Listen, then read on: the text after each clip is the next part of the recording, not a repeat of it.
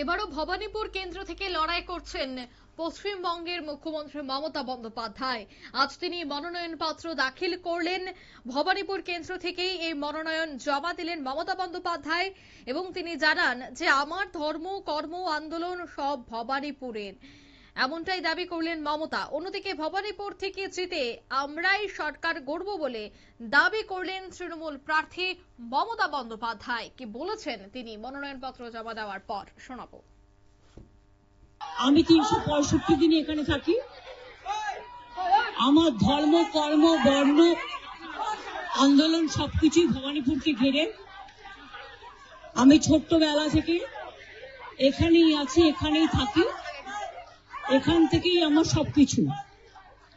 এবং তাই ভবানীপুরের মানুষদের আমার ধন্যবাদ, আমার নমস্কার, আমার সালাম, আমার জয় জিনেন্দ্র ভালছু বলে, সত শ্রী আকাল জি বলে সবাইকে নমস্কার নমস্তে জানিয়ে আপনাদের সকলকে অসংখ্য ধন্যবাদ জানিয়ে আমি আমার নমিনেশন যেমন ফাইল করলাম, আমি চাই আমার ভবানীপুর কেন্দ্রের সাথে সাথে 294টা কেন্দ্রে আমাদের তৃণমূল কংগ্রেস এবং জোড়া ফুল তাদের প্রত্যেকটা প্রার্থীকে ভোট দেওয়ার জন্য আমি বাংলার মানুষকে অভিনন্দন জানাবো।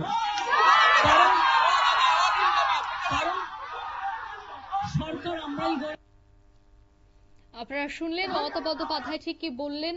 তিনি জানাচ্ছেন সরকার গড়ব আমরাই, প্রত্যেকটি কেন্দ্রে জোড়াফল তৃণমূল প্রার্থী জয়ী হোক, সেই বিষয়টাই তিনি তুলে ধরলেন। ভবানীপুরে 365 দিন তিনি থাকেন, তাই এখান থেকেই তার লড়াই শুরু। আগামী দিনেও তিনি এখানেই থাকবেন। অন্যদিকে গোটা পশ্চিমবঙ্গ জুড়েই তৃণমূল প্রার্থীরা জয়যুক্ত হবে, সেই কথা এদিন, সে দাবি এদিন করলেন মমতা বন্দ্যোপাধ্যায়। নিয়ে নিচ্ছি ছোট্ট একটি বিজ্ঞাপন বিরতি, সঙ্গে থাকুন।